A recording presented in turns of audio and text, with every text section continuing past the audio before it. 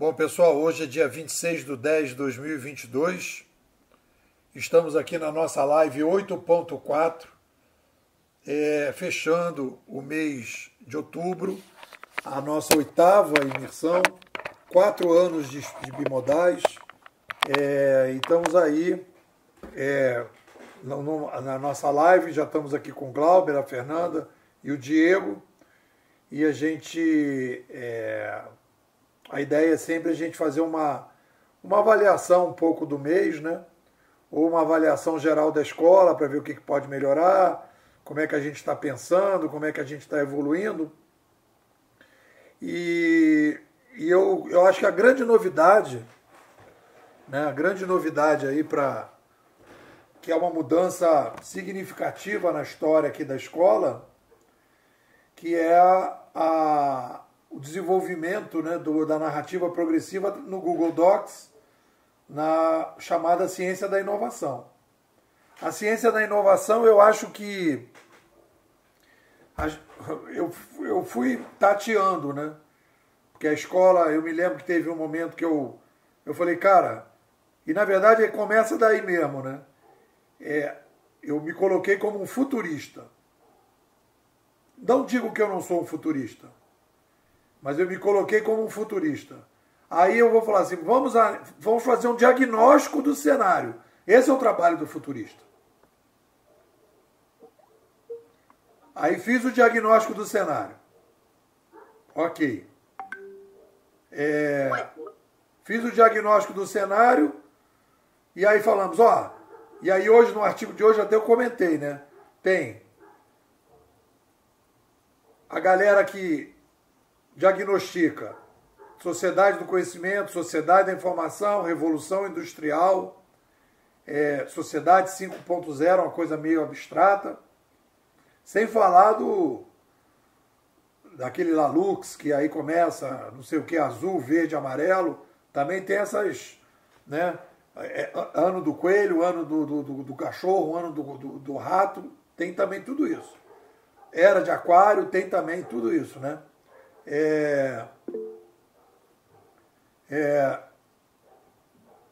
Então,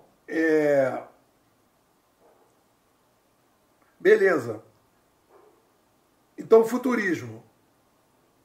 O que é o futurismo? É isso, isso, isso. Beleza. Então, esse é o diagnóstico. Feito o diagnóstico, eu preciso de uma estrutura para ajudar as pessoas a trabalhar. Aí eu falei, bom, então o futurismo é só o diagnóstico, aí agora vamos estruturar. Porque meu irmão, ele é consultor de empresa e ele de volta e meia ele começa a me falar, você tem que fazer isso, você tem que fazer aquilo outro, você tem que entrar não sei aonde, você tem que fazer aquilo que tá. Eu falo, beleza, beleza. Aí eu fico só me desviando do negócio, né? Então, se vocês me perguntarem hoje quem é o meu cliente principal, né? O meu cliente é pessoas que querem... Eu vou falar de 2 tipos de clientes. Tem os nossos disruptores, que essa é a galera pessoa física, que é a galera que vem, que fala, pô, você tem lógica, eu quero lógica. Esse é o disruptor. Então, tudo bem. Ser pessoa física. Mas a pessoa, digamos, jurídica,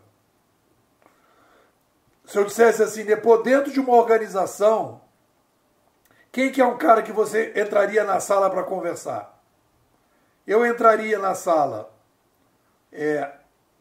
dos diretores de universidade, dos diretores das universidades corporativas, para dizer, olha, você precisa da ciência da inovação para estruturar todo o teu curso de formação, seja dos jovens, seja dos profissionais, eles precisam da ciência da inovação. A ciência da inovação, na minha visão, ainda assim, não estou falando isso ainda diria que ela é o epicentro da ciência social. Eu diria, apaga a ciência social, A ciência social sempre foi ciência da inovação. Só que não tinha esse nome. Porque o ser humano, quando fala em sociedade, não faz sentido falar em sociedade sem falar em inovação. Sociedade é inovação. Então, se eu quero falar do Sapiens, eu tenho que falar de inovação. Não posso falar, sociedade, fica uma coisa assim, que nem eu estou lendo um livro agora, né, que é o próximo livro que eu vou comentar, que ela está defendendo na inovação pessoal, reforçando a nossa ideia de que o ser humano, ele não é, ele está. E eu diria que a sociedade não é, ela está. Então não faz sentido falar em ciência social. Faz sentido falar em ciência, né? É como se fosse socializando. E aí a socialização é um processo em espiral, sempre na direção da inovação, da adaptação.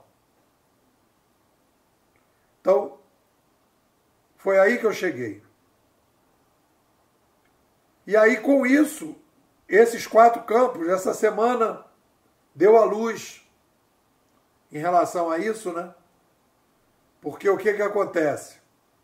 Eu tenho a inovação civilizacional, que é aquela que eu digo está na extremidade da macro-história, em que eu me adapto a isso. Eu não tenho ingerência a isso. Gostei muito assim do questionamento que eu fiz, daquele papo que eu ouvia, me incomodava, mas não tinha clareza como me incomodava. Que a pessoa diz assim, se você quer prever o futuro, crie o futuro. Uma onipotência total. Eu tenho coisas que eu posso criar, mas tem coisas que eu tenho que me adaptar. Ponto. Aí estamos aí na inovação civilizacional. É lá na extremidade, é macro história. E aí depois eu venho para outra extremidade, que é a inovação pessoal, isso que o Glauber estava falando, que ele perdeu o preconceito dos livros de autoajuda. Aí eu falo da inovação pessoal. A inovação pessoal é super micro história, às vezes micro história.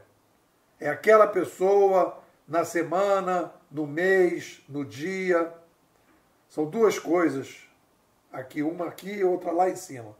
E no meio eu tenho a inovação grupal e a organizacional. Cara, eu transito com isso de maneira muito fácil. E aí agora, eu não falei isso num dos áudios que eu queria ter falado, tem coisas que eu tenho que jogar sempre lá para cima, na filosofia da inovação. Tem coisas que os alcoólatras anônimos, o livro do Bill Wilson, é inovação grupal. Tem coisas que eles falam que é da filosofia da inovação. O que é? Se você quer parar de beber, é um problema nosso. Se você bebe, é um problema seu. O que ele está dizendo com isso? O que ele está dizendo com isso? Que mudanças disruptivas são feitas na base da atração e não do convencimento. Isso é filosofia da inovação. Isso transita em tudo. Eu aplico isso na organização, na inovação organizacional, porque aí, olha só que interessante, galera. Eu tenho metodologia de adaptação à inovação civilizacional, mas eu não tenho metodologia para interferir na inovação civilizacional. Eu não tenho metodologia para mudar que as pessoas, que nem a China quis fazer, proibir as pessoas de ter filho. Não dá. Eu não posso impedir as pessoas de acessar celular, como aconteceu no passado, que proibiram a entrada dos livros em alguns países. Não dá. Eu tenho que me adaptar a isso. Isso aí é uma onda que não tem controle. Então eu me adapto. Então o que o AA fala, eu vou escrever um artigo sobre isso, né? O que o AA fala, o que ele nos ensina vai para a filosofia da inovação. Né? Aí, de repente, um cara está falando da inovação pessoal, ele fala determinada coisa que, por exemplo, essa autora, que ela reforça a ideia do que o ser humano não é... Ela não fala isso, mas eu estou traduzindo. Ela fala, eu não sou, eu estou. Isso serve para a organização, para o grupo e para a inovação civilizacional. Então isso é filosofia da inovação. A gente tem que ver o Sapiens como uma espécie progressiva, tecnoespécie progressiva.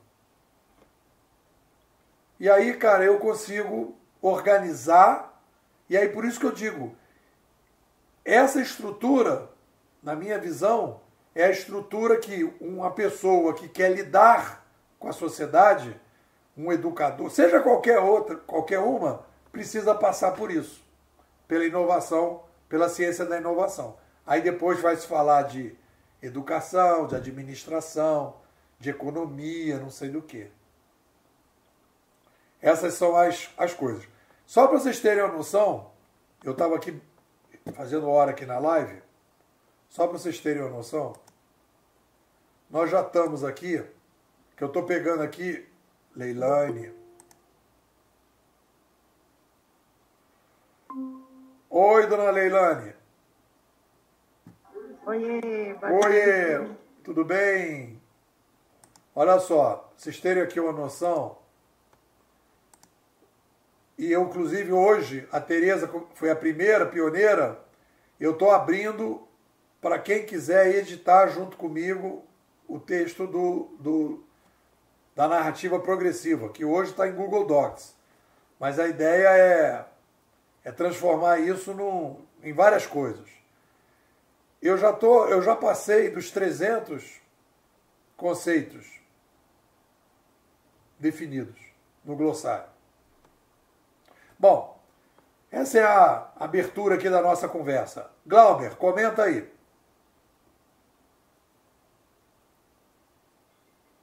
Cara, pegando aí esse gancho, é bem legal o que você falou. E tem uma frase que eu ouvi semana passada, eu estava em São Paulo a trabalho, peguei um Uber.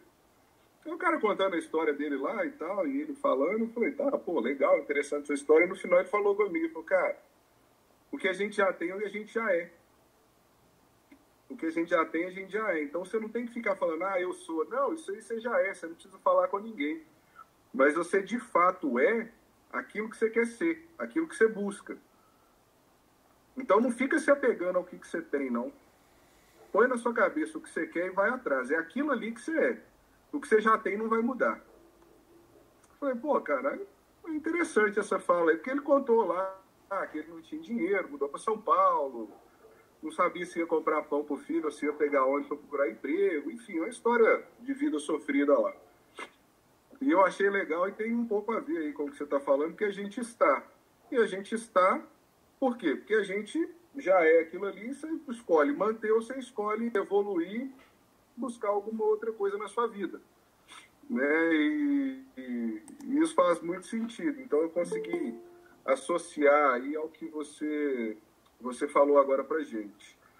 E buscando aí um pouco nos estudos que a gente veio fazer, nos seus áudios aí, né, mesmo eu tendo comentado contigo aí que eu fiquei um tempo fora, né, sem ouvir, estou recuperando aí o para trás agora, tem algumas associações ao longo da história, principalmente de evolução que você vai fazer, e eu tento aplicar tudo ali, um pouquinho dentro de cada pedaço da minha vida, para não ficar um negócio só corporativo, né, que serve só para trabalho, ou que serve só para 8 às 18 lá, né, vamos dizer assim, que é o que a grande maioria usa para trabalhar.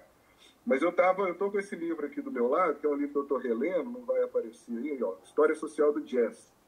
Eu gosto muito de jazz, acho legal.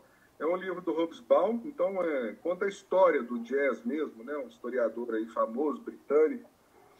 E aí tem o período, fala do período da migração, quando os caras saíram lá do sul, mudaram para outro lugar, começaram a plantação e tudo mais. E como que se deu a evolução para eles poderem desenvolver a música, para eles poderem se proteger, para eles poderem ter um pouco de lazer, e tudo entre eles. Então é como se fosse ali uma sociedade à parte, né, um mundo isolado, em que eles, dentro daquele ambiente ali de escravidão, de muito sofrimento, né, de falta ali, de restrição, eles conseguiram criar um mundo ali onde eles se completavam, onde eles se reuniam e falavam, pô, já que a gente não pode participar daquilo lá, vamos criar o nosso aqui. E aí acabou que o jazz virou aí a base de muitas músicas, aí depois veio o blues, que é um pouco da evolução, a adaptação lá do violão para elétrica, né? Aí virou um violão elétrico e tudo mais. Então tem um pouco de inovação ali e aplica ao fato de que ele está ali trabalhando, é um trabalho operacional totalmente repetitivo, mas a hora que ele sai daquele mundo ali, ele começa a colocar a cabeça para funcionar de outra forma, ele vai avaliar. Pô, a gente quer criar uma diversão, você cria uma diversão, como é que eu melhoro, como é que eu amplio? E aí o cara não sabia tocar, ele vai criar as notas, ele vai afinar o instrumento do jeito que ele entende que tá bom, e aí vem um cara que sabe tocar e ajusta. E aí ele não vai mudar e falar assim, agora eu vou mudar a minha afinação porque aquele cara sabe tocar e o jeito dele é que tá certo. Não, o meu jeito tá certo, ele veio aqui, entendeu o que eu faço, ele gostou do que eu faço, então o meu também tá certo. Então existe uma outra forma de eu afinar o instrumento que soma com o que é padrão, né? Vamos dizer assim, ele não usa essa terminologia. Então, você vê essa aplicação de inovação, essa aplicação de uso da mente nos seus diferentes formatos ao longo da história, né? E se aplica aí para várias coisas. E não tem um...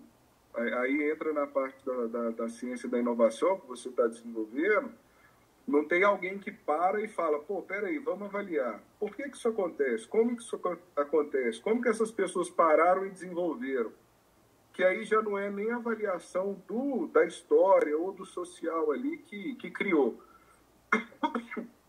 Mas é o funcionamento para poder inovar. Como que você para e desenvolve? Não é algo espontâneo por acaso. A sua mente não pensou aquilo ali que você... não, eu vou desenvolver uma xícara com uma alça aqui para pegar. Não. Você foi ali usando, sua mente já tem um background ali... Você pegou e fez, você, funciona dessa forma. Espera aí que eu vou avaliar agora esse insight que eu tive ali. E isso não acontece por acaso, né? Tem vários fatores aí que te rodeiam, que te permite chegar nesse desenvolvimento. Então eu tento aplicar, né? Aí tem o livro de OKR aqui, tem um monte de coisa aqui. Então cada vez que eu vou lendo, eu tento aplicar e usar esses conceitos dentro disso que eu estou lendo, que aí eu começo a destrinchar o conteúdo ali do livro, né, do que eu estou lendo, independente do contexto, e tentar encaixar esse tipo de avaliação para saber não só por que ela evoluiu, mas a origem daquilo ali, de como que ele se formou, para você poder ter uma visão mais clara, né? Se você não tiver a visão da origem, o que está lá na frente não vai fazer um sentido, porque às vezes o conceito ele é um para tudo, né? Então você só vai adaptando para determinado tipo de situação. Mas basicamente é isso. Então eu uso dessa forma, funciona muito bem para mim. E eu acho que a gente pode explorar isso não só na rotina, aí, mas pode colocar um pouco para a vida, né? Eu, como gosto muito de música, então eu tento colocar isso dentro da música, não só a história, como a música tocada, como o relacionamento que se dá dentro da música, né? Como negócio ali, como que a banda se forma, como que ela caminha, como que ela muda o estilo que ela está tocando, né? Você pegar o Skank lá, por exemplo, era uma banda de reggae, depois virou pop, depois eles lançaram um disco igual Beatles, como que eles foram se adaptando, como que eles foram transformando o som e inovando à medida que a mente, né, e a música das pessoas iam evoluindo, eles iam entendendo aquilo ali e se mantendo, né, como uma banda que estava no auge ali, porque aí você precisa manter também seu negócio funcionando. Então, eu vou adaptando aí e colocando esses conceitos dentro de tudo isso. Legal. Eu acho que importante desse processo aí eu estava vendo esse livro lá, né, é a seguinte, qual é a métrica? A métrica da inovação pessoal, que é a base de tudo, né? Tudo começa com a inovação pessoal. a métrica sempre é o bem-estar continuado. Sim, sim. É o melhorar a vida. Então eu melhoro a mim ou eu melhoro para quem eu estou atendendo. É, o bem-estar continuado. Então, se você tem como referência, né, a métrica você está acordando segunda-feira animado, você está assobiando quando está caminhando na rua, né? Você fica desesperado para acabar a semana. Então, isso são métricas que você vai fazendo para você ir balizando se a tua vida está dentro do esquema legal ou não. Então, assim, cada pessoa... Tem até um conceito na filosofia lá dos gregos que chama eudaimonia.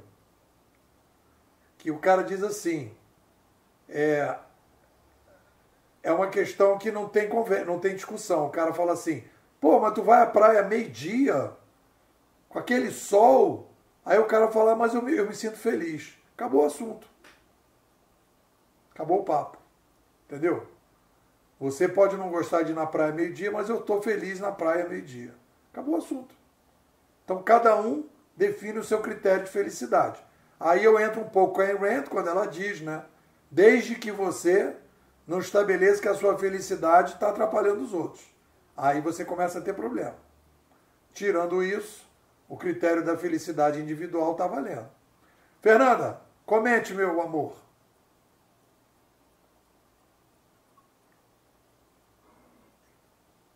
Bom, achei bacana isso aí que o Glauber falou, né, do pegar as coisas para si, né, as coisas que eu digo, o que o levou trabalha. E eu sinto, aliás, que eu faço isso o tempo todo, né, e nesse momento que está começando essa história da ciência da inovação, eu fico muito contente, porque a inovação é um assunto muito caro, o tipo de trabalho que eu faço, e para o tipo de público que eu tenho. Eu estava pensando outro dia, eu sou uma imigrante, né? Eu sou uma imigrante digital. E aí pensei até nessa lógica, né? Os imigrantes. Os imigrantes sofrem, né? Eles chegam num país que não é deles e tal. E, num certo sentido, isso acontece com a minha geração. Aí eu sou uma imigrante por geração, né? E é o meu público também. Então, como é que eu vou dizer aqui? Aqui tem gente nova, né? Nova que eu não conheço. Então, por exemplo, vou dar um exemplo bem concreto de como a Bimodais me ajuda. Né? Concreto. Semana passada, eu fiz uma postagem, acabou uma banca, a última banca de jornal aqui perto de casa, ela acabou. Eu vi a hora que veio o Guilherme puxou a banca. Então, aquela esquina, que era a esquina da banca, que eu frequentava por 15 anos, a banca desapareceu. E aí eu eu resolvi que eu queria fazer uma crônica falando disso. E aí foi muito interessante, porque eu usei vários conceitos que eu aprendo na Bimodais. Né? E eles, claro, transformados. Eu estou fazendo uma crônica. Né? E aí, mas, por exemplo, eu usei lá a diminuição da demanda. Né? Então, começo dizendo, olha, a verdade é que, no fim, o cara só tinha 6 clientes. Entre eles eu, porque 6 pessoas compravam jornal e revista. O cara não sobrevive a isso. E aí teve uma coisa interessante, que é a mudança que uma farmácia e a Veleda vai construir em frente uma Veleda, uma coisa mega, e precisava da calçada para fazer um estacionamento. E a banca estava exatamente na calçada. Aí o que o cara que alugou o imóvel chegou para o Fernando e disse assim, Fernando, quanto você quer pela sua banca? E o Fernando, que já não tinha cliente, estava na cara que aquilo ele já vinha, entendeu? Por esporte, ele chutou um valor e o cara disse, só que aí paga em 3 vezes. Fernando foi embora para casa. Até aí, né? Estou contando a história. Foi embora para casa. E aí, o que eu fiz? Eu disse assim, eu consegui colocar nessa crônica que é para o leitor observar, o meu leitor, imigrante digital, para ele ir observando que houve uma mudança de mídia. Na verdade, quando as pessoas abandonaram a banca, elas não abandonaram os jornais, elas abandonaram o jornal físico, elas passaram para os jornais digitais. Quando o cara chega e propõe aquilo e o Fernando vai embora, ele não tinha mais demanda, entendeu? Ele não tinha mais a demanda. O Nepô fala muito de zona de atração e zona de abandono. Eu não usei esse termo, mas isso está no texto. Zona de abandono, virou zona de abandono, aquela banca de jornal. E aí o final, que é muito bacana, porque aí no final eu disse, olha, pois é, que coisa triste, para mim é triste, acabou a banca, mas daqui uns anos talvez alguém faça uma crônica. Começa assim, era uma vez o Facebook, o Instagram, o Google, né? Então, eu achei isso bem interessante e não sou eu que estou dizendo, hein? Essa crônica fez um sucesso. Né? Assim, várias pessoas, inclusive locais, que foram paradas, que leram e comentaram. Eu conheci essa banca, eu conheci o Fernando. Você está na Vila Madalena? Olha que interessante. Então, para que eu estou contando isso? Aplicação direta, entendeu? Por isso que eu fico escutando os áudios do Nepô. Porque eu preciso disso para fazer o pano de fundo do que eu estou dizendo para as pessoas. Tem uma coisa... Faz sentido isso? Faz, muito sentido, muito legal essa história da banca. E ainda tem uma coisa que eu queria problematizar. Ô, Nepô, posso fazer uma aspas aí, irmão? Claro, querido. Mete bronca aí. Primeiro, Diego e Viane. Bem-vindos. Fala. Tudo bem, galera? E aí, prazer? Tudo bem? Boa tarde. Olha só, Fernanda, é justamente isso que acontece comigo, só que o inverso. Eu pego os ensinamentos do Nepô para mim pegar a experiência dele. Já que eu sou um cara mais nativo, digital, eu não sou imigrante. Então eu preciso pegar a experiência que vem do Nepô, do que ele sofreu, viveu e aprendeu com aquilo, para mim evoluir os meus passos. Porque tem aquele ditado, não me lembro agora, se você quer ser alguém grande, suba nos ombros de gigante. Então, é a antítese do que você está dizendo. E para mim funciona muito bem como absorção de conhecimento. Tem uma problematização nova, Diego, legal. Tem uma problematização nova que eu vou fazer aqui, ouvindo a Fernanda, que eu acho o seguinte, fazendo aqui um contraponto com vocês. Vamos colocar da seguinte maneira. Vamos pegar a ideia do imigrante. A família chegou nos Estados Unidos. Pegar o caso dos Estados Unidos, que é bem clássico. A família saiu da Europa, foi para os Estados Unidos. Então, temos a primeira geração de imigrantes.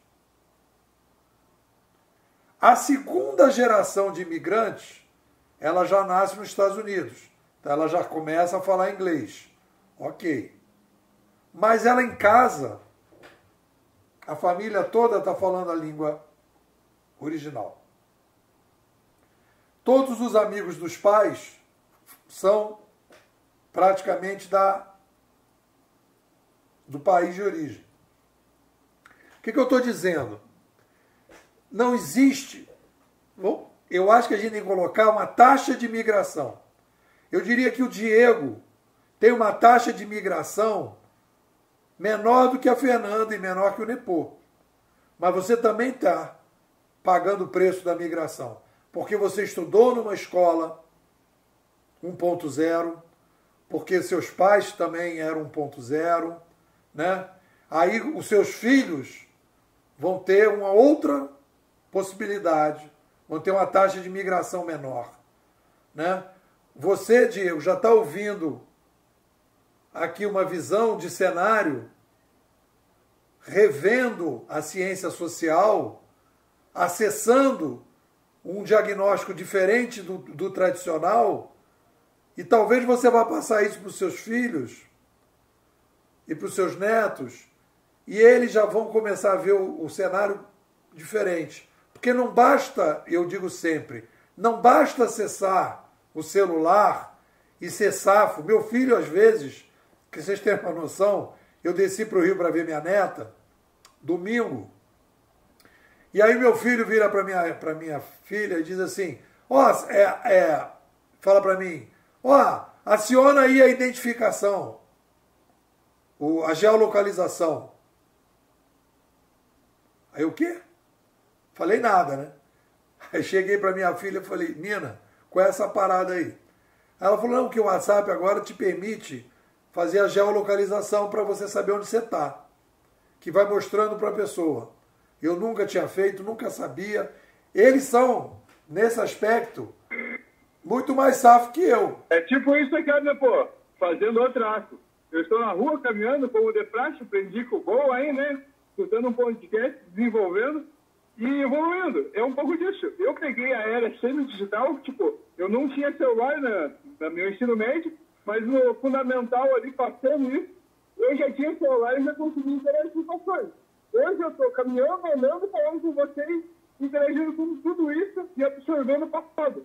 Então, o futuro que eu vou projetar, na realidade, é muito mais foda do que qualquer coisa que eu possa ter vivido ou que a história tenha me mostrado. É justamente por viver o diferente e somar com o novo.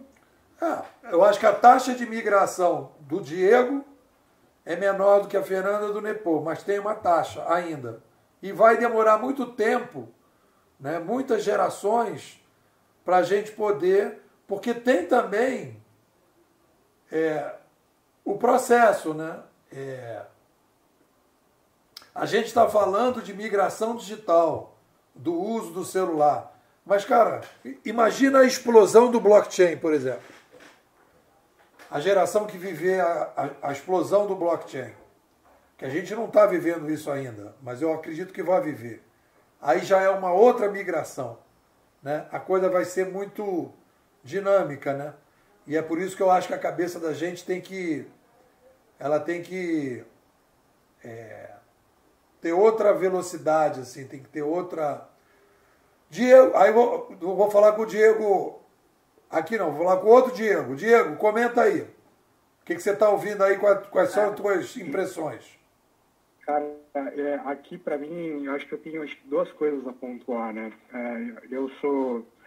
Acho que eu também tenho uma taxa aí de imigração, né? Nasci aí na década de 90, então a gente ainda não tinha a internet completamente aí, mas eu lido muito fácil, né, com o que é digital. Só que eu também tenho uma filha, e aí quando vocês começaram a comentar dessa questão de taxa de imigração, eu lembrei imediatamente da minha filha na questão de escola, né? Principalmente agora, depois da pandemia. Acho que, inclusive, a pandemia, por si só, para mim, ela foi um cenário bastante disruptivo, né? Então, ela acabou forçando ali muitas empresas a... Isso eu vivi na pele, né? Então, a questão do home office, por exemplo, é um clássico, né? Então, muitas empresas tinham essa questão de cultural mesmo, de o pessoal que está no home office não trabalha, e a gente viu que, na verdade, a taxa de produtividade aumentou quando a galera foi para o home office, né? Mas o que me chama a atenção, por exemplo, é a escola da minha filha. Ela estuda numa escola municipal e ela tem tablets hoje, né, para estudar mesmo, né? Então faz prova no tablet, faz um monte de coisas aí. E eu imagino que o próprio governo, né, a prefeitura, etc., tira bastante proveito em métricas, né, a nível estadual mesmo, talvez até nacional, em cima desse tipo de estrutura aí, por mais que ela seja, eu imagino que ela seja pequena, né? Então, e aí comparando a questão, acho que mais cultural, na época que eu fazia escola lá atrás, era impensável você entrar com um celular dentro de uma sala de aula, né? E hoje a gente está caminhando para esse cenário. Eu acho que agora a gente começa a caminhar nesse sentido e é irreversível, né? Inclusive, e aí comentando, acho que o segundo ponto que eu queria trazer aqui, que acho que calha um pouco com que o Glauber e você mesmo, né, pô, abriu aí a live, é a questão, eu acho que essa questão do progresso e da inovação, né, etc., ela acontece muito num ambiente caótico, né? E aí, às vezes, vai parecendo que a questão da inovação ela é muito controlada, quando eu acho que isso não... A gente controla até certo ponto, né? Então, eu acho que é muita coisa que a gente inova e aprende no dia a dia na tentativa e erro mesmo. Então, por mais que você crie teorias, etc., que ali, no passado, possa vir ter funcionado, hoje, talvez essa teoria já não se aplica tão adequadamente assim, né? E aí, como que a gente cria novas teorias? Eu acho que eu peguei muito a visão do Taleb quando ele fala disso, né? Eu acho que a gente evolui muito mais na tentativa e erro, num ambiente caótico, do que num ambiente puramente controlado e tentando controlar esse caos, né? Acho que são os pontos que mais me chamam a atenção aqui do que a gente falou até agora, né? Tem duas coisas que eu quero comentar. Achei interessante você estar falando. Duas coisas que eu quero comentar. Um dos livros, inclusive foi a Fernanda que indicou, se eu não me engano é esse livro, né? É Roube como um Artista. Eu aprendi com ele uma coisa muito interessante. Eu aprendi muito esse ano com essas leituras. Ele diz o seguinte, eu vou fazer aqui a minha metáfora do que eu realizei com esse livro. Ele diz assim, se você vai pegar um barco, vai abrir as velas, tenha uma âncora, para num determinado momento você jogar a âncora e parar em algum lugar. Você não pode ser só vela e você não pode ser só âncora. Você tem que equilibrar as duas coisas. Então, por exemplo, eu vejo aqui a minha vida, né, a minha vida pessoal. Outro dia eu estava descendo aqui, tem um cara que é tricolor aqui. Aqui é uma zoação de futebol direto, né? Cidade pequena, o tempo todo futebol, brincadeira. E ele é tricolor, é fluminense. E aí ele falou, você não desceu às 6h30 ontem? Então a galera já sabe que 6h30 da manhã é a hora que eu saio para o mercado para comprar pão. Eu sou super, super, super regular. Eu pareço um monge com a minha rotina, né? A hora disso, a hora daquilo, eu sou muito monge. Agora, na hora que eu sento para escrever, na hora que eu sento aqui para botar as minhas ideias, é a hora da vela. Então eu jogo a âncora da disciplina para poder, na hora que eu quiser jogar a vela, o meu navio está funcionando. Esse é o equilíbrio. Então, acho que então, quando se fala no caótico, eu diria o seguinte, é vela e âncora. E aí você tem que escolher o que é vela, o que é âncora. E aí, às vezes, a pessoa confunde, e aí ela quer mudar o que deveria ser âncora. Não pode mudar. Para você poder viajar muito, você tem que ter uma vida muito rotineira, muito disciplinada. Senão você se perde. Isso é uma discussão interessante. E acho que aí também me lembra, e aí vem a contribuição do AA para a filosofia da inovação, que por acaso a Ayn Rand comentou isso no livro dela, levei até um susto, o mantra da potência, que eu chamo, né, que o AA chama de oração da serenidade, porque ali nos grupos, você vai pegar esses filmes que você assiste, o grupo inicia e acaba com a oração da serenidade. Então a oração da serenidade é serenidade porque eu não posso modificar. Então, eu não posso modificar o ambiente da inovação civilizacional. Então eu me rendo a esse ambiente. A ele eu tenho que aceitar as novas regras. Então é a serenidade para aceitar essas regras da inovação civilizacional. Coragem para modificar aquilo que eu posso. O que eu posso mudar na minha inovação pessoal? O que eu posso mudar na minha vida pessoal? Eu posso começar a arrumar minha cama? Eu posso melhorar a minha alimentação? Eu posso reduzir o risco de doenças? O que eu posso fazer? Aí você vai para coragem, para atuar. Você pega aquele livro 7 Hábitos de uma Pessoa Eficaz, ele fala de zona de atuação e zona de preocupação. Ou seja, saia da zona de preocupação e vá para a zona de atuação. Aonde você pode atuar? Se concentra nisso. E aí no final, sabedoria para perceber a diferença. Qual é a sabedoria? Aí vai no que eu estava falando para o Glauber. Qual é a métrica? Você está mais feliz? Isso que você está fazendo está te trazendo mais felicidade? Está te deixando mais motivado? Se sim, está no caminho bacana. Se não, tem que ajustar. Entendeu? Então, assim, o ambiente de inovação, ele é caótico, eu diria assim, eu sou caótico de 5h30 da manhã até, e olha, eu sou caótico com uma regra enorme, mas é a hora da criação. Pega um cara que toca música, o Glauber estava falando de música, ele vai viajar na maionese, mas o violino está afinado, o lugar que ele senta para tocar o violino está afinado, está tudo limpo para ele viajar na maionese. Então eu acho que essa é a mensagem aí.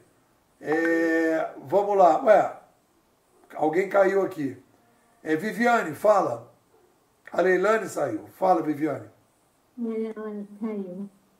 Teve fala aí do Glauber e do Diego que me lembrou, me remeteu também algumas coisas que o pessoal fala, né? Até se tirar dos pontos coloridos e os excessos, a agilidade também fala disso, né?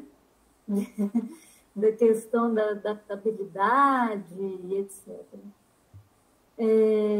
Eu gostei da metáfora que você usou aí também a respeito da questão da âncora, né? E a vela.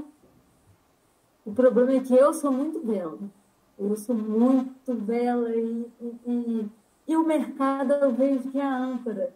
Ainda, hoje ele é a âncora. Se fala muito da importância de inovar e etc., mas é muito âncora. Né? Eles, na hora do vamos ver, se você tenta vender, por exemplo, um projeto com uma proposta mais inovadora, é difícil, não fecha. E aí se torna uma âncora porque você é obrigado, você já migrou, você já rodou, você já foi. Né? Porque aí tem a questão da taxa de migração que vocês falaram. Todo mundo tem essa taxa de migração. O problema é quando você gosta de migrar, você gosta dessas mudanças, gosta de ir para o novo, mas a necessidade do dia a dia acaba te puxando para o mesmo. Né? Aí começa até o conflito, né, interno, né, que a gente fica, que é por algum acaso que eu estou hoje. Porque eu estou numa situação justamente disso, de eu tentando ir para o novo, eu tentando ir empreender e ver se eu emplaco projeto e algo que eu vejo, que eu acredito e tal, e o mercado me puxando atrás, e ao mesmo tempo o que me apareceu foi uma vaga em uma empresa que eu já sei que é extremamente assim, que vai me trazer recursos, mas não vai me trazer alegria de eu estar ali, de eu estar querendo contribuir, porque exatamente porque é uma empresa muito ampla e eu sou muito bela. Então, assim, acho que de tudo, o mais importante, até que o Nepo falou aí, que é importante a gente achar um ponto de equilíbrio, porque senão você vai também, por outro lado, ficar sempre na frustração, né? Principalmente quem já acostumou a ser muito vela. E o mundo não é vela, não roda assim. Mas, ao mesmo tempo, a gente não pode ser muito âncora, senão a gente não renova. Fernando, galera, Fala. justamente o que se disse, só que tem uma passagem da Bíblia que diz que precisa-se de 40 anos para que as gerações mudem. Então, algumas coisas a gente acaba só mudando quando aquela parte que achou o ponto de equilíbrio e se estabilizou, acaba morrendo para dar voz à nova geração. Então, às vezes, a gente mesmo precisa de ciclo para poder fazer com que a máquina flua da liberdade, digamos assim. É legal isso, né? Porque você está lembrando isso que o Thomas Kuhn fala também, né? Aqueles 40 anos, né? que os caras caminharam no deserto para poder chegar do outro lado, né? Exatamente isso. Houve uma troca de geração e de aprendizado. Então, houve um processo de purificação dos mais velhos para que os mais novos tomassem os paradigmas dos antigos, adaptassem à realidade que estava sendo exposta e aí, com base nisso, criassem um novo. Mas não desconsiderando todo o passado, não ignorando a existência dele. Então, no caso, absorvendo e inovando com ela. Tem uma coisa, eu acho legal. Desculpa. Fala. É porque tem uma coisa que, por exemplo, você fala dos mais velhos, dos mais novos. Tem muitos mais novos que são muito mais âncoras do que os mais velhos. Muito, muito mesmo.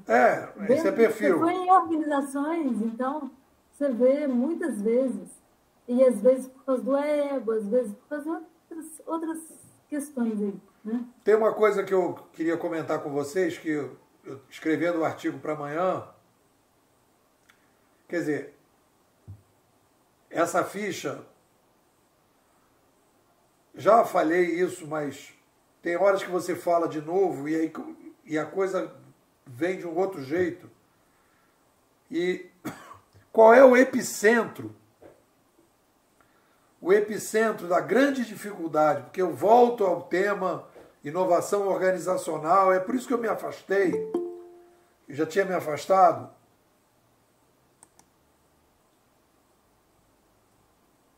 Fala, doutor Tiago.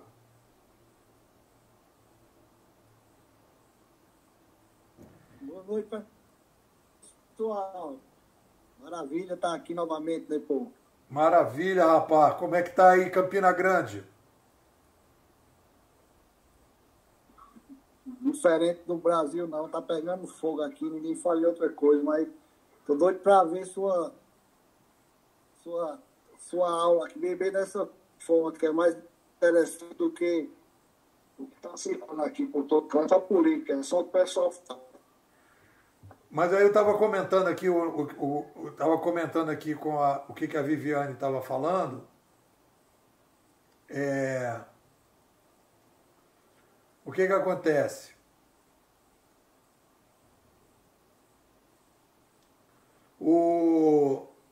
Nesse artigo, voltando aí à inovação organizacional, qual é a grande crise? Que a gente vai entender isso muito claramente. Olha, eu fiz teatro e apareceu lá não sei da onde que veio esse cara, mas apareceu um colombiano e para dar aula de teatro da Colômbia. E eu fiz uns cursos com ele aqui no Rio. Conversei com ele e tal, babá. E eles tinham lá na Colômbia um tipo de teatro que eles faziam, que era o seguinte: eles pegavam um tema atual e jogavam para o passado para as pessoas se distanciarem e depois voltar para pensar o presente olhando para o passado. Então, esse filme do Lutero, o que é o... Olha só, galera, presta atenção. O que o Sapiens faz quando ele aumenta a população? E aí eu faço sempre aquela brincadeira do restaurante Aquilo. A gente promove uma reintermediação. Se vocês quiserem no popular, conceito de sala total, revoluções civilizacionais são movimentos de morte dos intermediários. Vou repetir. Revoluções civilizacionais, chegadas de novas mídias, que a Fernanda está contando, que é o cara da banca de jornal, ele é um intermediário que foi assassinado. Porque ele perdeu a função. A função dele se ficou obsoleta porque está atrapalhando, não precisa mais. E essa reintermediação rápida, disruptiva, assassina, necessária, obrigatória, gera nas pessoas uma sensação desesperada, que é o que você vê no filme do Lutero. É muito rápido aquele movimento do Lutero questionando a igreja, que estava totalmente, era uma intermediação totalmente sem lógica, sem nexo. E a perda de poder. Então, o que nós estamos vivendo hoje é uma revolução civilizacional em que toda uma estrutura de poder está ruindo porque ela ficou obsoleta. Ela toda era baseada no ambiente sonoro. O ambiente sonoro caiu e elas estão caindo junto com o ambiente sonoro.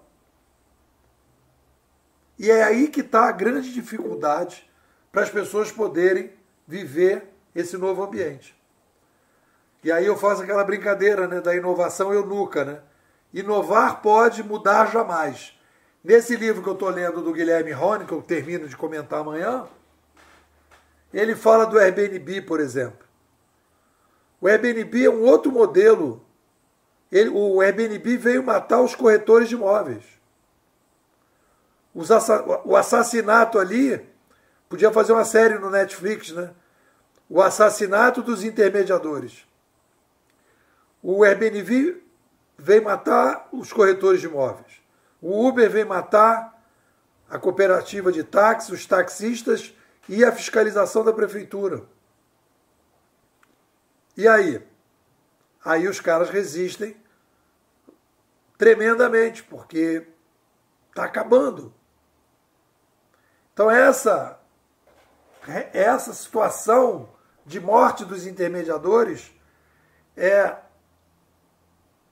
ela é estrutural da espécie humana. Toda vez que a gente aumentar a população, esperem que mais dia menos dia os intermediadores vão ser assassinados. E vai aparecer o negócio. Viviane, quer falar? Fala. O problema é que tem áreas que esses intermediadores, né? A gente fala mais dia, menos dia, isso vai acontecer. Mas tem área que eles seguram até o último segundo. E isso faz com que se atrase, atrapalhe e deixe de gerar oportunidades que poderiam ser geradas, né? Outras oportunidades. E aí acaba as pessoas tendo que, digamos, ficar presas ou recorrendo ao antigo para poder ir segurando a onda enquanto existem ainda os intermediadores. É isso aí. Então, olha só, o Lauro chegou aí na reta final. Vamos fazer os comentários finais aqui do nosso encontro. Começando com o Glauber. Glauber, o que fica de bom aí do nosso papo de hoje? Eu acho que eu consegui absorver um pouco do que a Fernanda falou aí. O Diego R. falou um pouco aí dele, mostrou andando aí. Eu achei legal que lá em 18, 19, quando você começou, eu participava, às vezes eu estava pedalando lá, voltando do escritório, eu conseguia assistir um pouco, então ficou um pouco dessa nostalgia para mim aí. Você falou do Roube como artista. Eu li esse livro em 2016 de um colega que trabalha com RH. Até lembrei aqui de algumas coisas lá dentro. Eu acho que ficou aqui agora que eu consigo falar é mais um pouco disso, né? Peguei esse apanhado, acho que eu estou absorvendo um pouco do que todo mundo falou aí, é um pouco de conhecimento, e eu estou trabalhando aqui ainda, então acabou que eu tive que dar atenção para o pessoal ali, mas eu consegui fazer esse apanhado aí mais superficial primeiro, né? Mas eu gostei bastante aí do que o pessoal falou. Acho que eu não vou aprofundar muito não aqui, para eu acabar não falando bobeira. Mas foi muito rico aí a aula, e a questão da métrica que você falou lá é muito legal.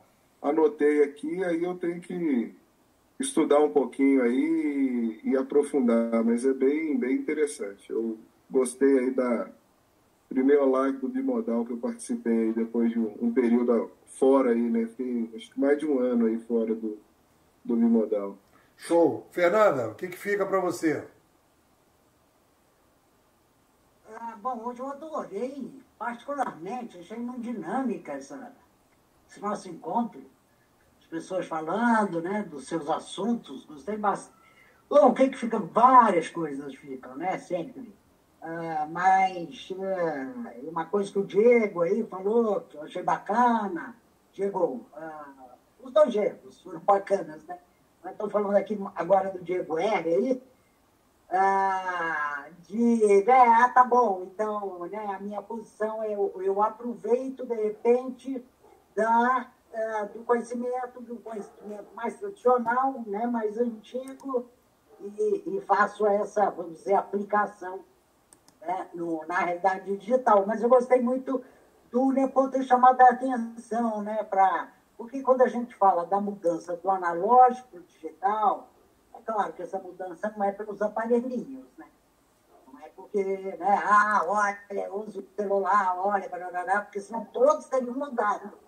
Mas é uma mudança de mentalidade. Essa é mais complexa. Como eu mudo a mentalidade, como, de repente, eu passo de uma mentalidade analógica, que viu o mundo de uma maneira analógica, relógio com bombeiro, e passa a ver o mundo de uma maneira digital. Que maneira é essa? Esse é o grande barato, vamos dizer. Ninguém sabe bem que maneira é essa, que mentalidade é essa, mas essa transição eu acho fascinante. Eu acho que é o grande desafio, né? Que é o grande desafio no mundo.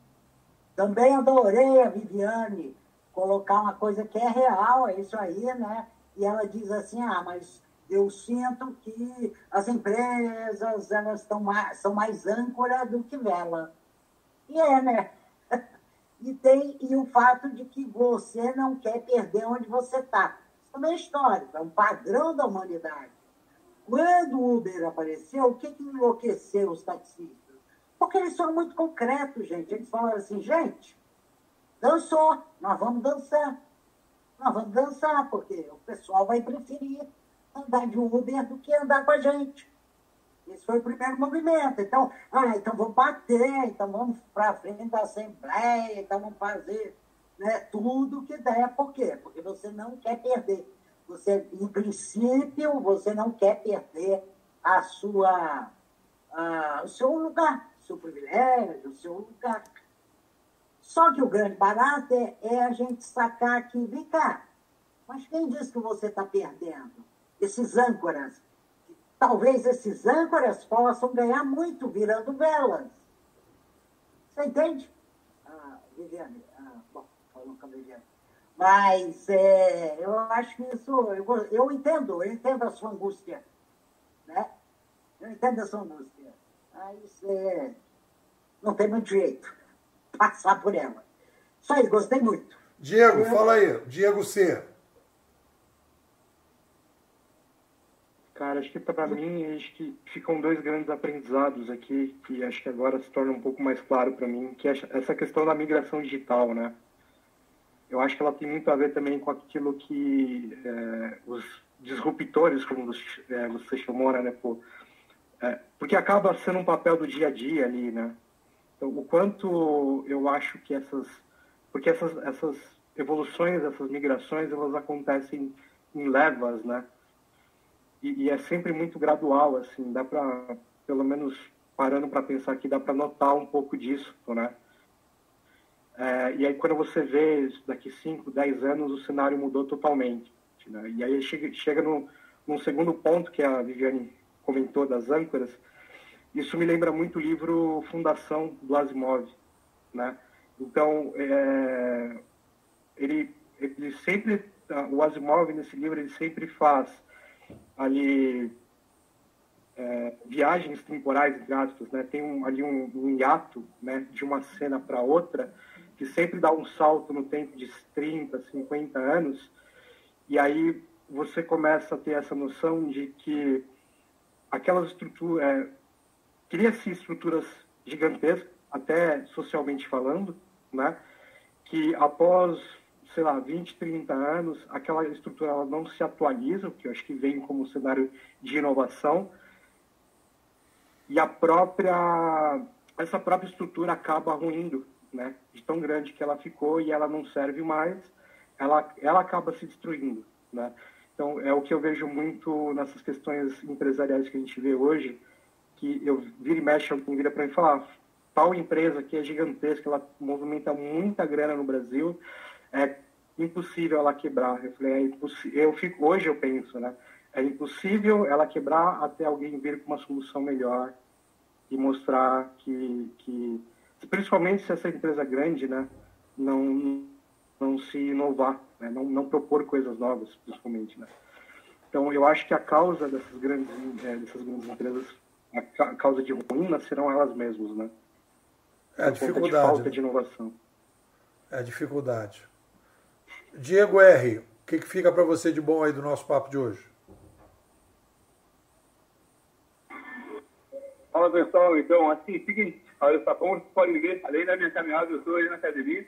Eu acho que muito do que a gente falou demanda do empenho da pessoa querer mudar tudo isso na sua vida e botar as teorias que estão expostas para elas em prática. Não só fazer de conta que a realidade está acontecendo e que você está absorvendo ela. Você acaba tendo que tomar um partido em algum momento na sua vida. Aí, os intermediadores morrem e o ciclo se renova para fazer inovação. Mas esses intermediadores, para mim, acabam sendo como as âncoras da vida. Mas uma âncora acaba sustentando uma pessoa que é uma vela. Porque, às vezes, um pai ou uma mãe é uma âncora, mas ela incentiva o filho a ser empreendedor, inovador, e acaba fazendo com que a vida flua de diversas maneiras, mesmo tendo um status diferente do que aquilo que ele propriamente está gerando. Aí, tipo, fica uma pergunta para mim. Digamos assim, o mal que era do pai, ele passa para o filho, ou o filho acaba não sendo responsável pelo mal que era do pai que criou o filho? Então, às vezes, eu entendo muito o conceito e acabo ficando assim, o que a evolução de fato nos mostra. Que a gente tem que ser complacente, humilde e sempre apto a evoluir. Quem já desistiu de evoluir, vira âncora e cria novas velas. Eu acho que esse é o paradigma mais harmônico a ser seguido disso tudo. Eu acho que é um pouco disso. Show. Não sei se tem coerência, mas para mim, beleza. que eu entendo e consigo perceber acompanhando você, a gente não ficar na zona de conforto. Mas existe um momento que a gente vai estar na zona de conforto justamente pelo desgaste que a vida nos impõe para manter algumas coisas que a gente almeja, como uma família, filhos, um emprego, uma estabilidade social e pessoal, né? Show de bola. Viviane, o que fica aí de importante hoje? Bastante coisa. É até difícil, né, da gente resumir, mas assim, gostei muito, inclusive dessas metáforas que foram usadas da âncora com a vela e dessas conclusões, né? E acho que o importante é isso, a gente saber até lidar com a questão de impulsionar e saber, digamos, vender essa proposta, né, de ser um pouco vela, de convencer a se ter esse momento, né, que as âncoras também são importantes, mas tem os momentos, né, de cada um. E é isso, tentar trazer para a vida da gente isso. E para mim a dificuldade não né, eu pessoalmente, não é a questão do inovar, é muito mais do tentar levar essa proposta, né? É muito mais o tentar levar e convencer sobre essa proposta, sobre os ganhos. Né? Legal. Laurence, pegou a reta final aí? Quer comentar alguma coisa? Bota o som.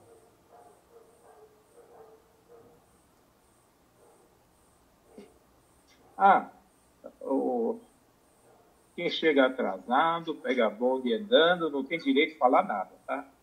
Tem que ficar quietinho. Mas é só para ver vocês aí. Tá maravilha. Vamos te ver, viu, vovozinho? É isso aí, agora eu sou vovô, rapaz. Agora eu empatei. Vi a foto sua. Eu empatei. Agora não. Mas Só eu não que tenho um o- exército, né? Eu tenho uma neta só, você tem um exército de netos. Que é diferente, né? Isso. Então tá bom, galera. Então, olha, Mas é só- fala. Agradecer a todo mundo aí a presença. Amanhã eu estou botando Não, é só áudio. para falar tchau para vocês. Beleza. Eu estou botando o áudio amanhã. Quem perdeu um pedaço ou queira ouvir de novo, amanhã a gente coloca. Boa noite para todo mundo. Um beijo. Tudo de bom. Amanhã tem mais.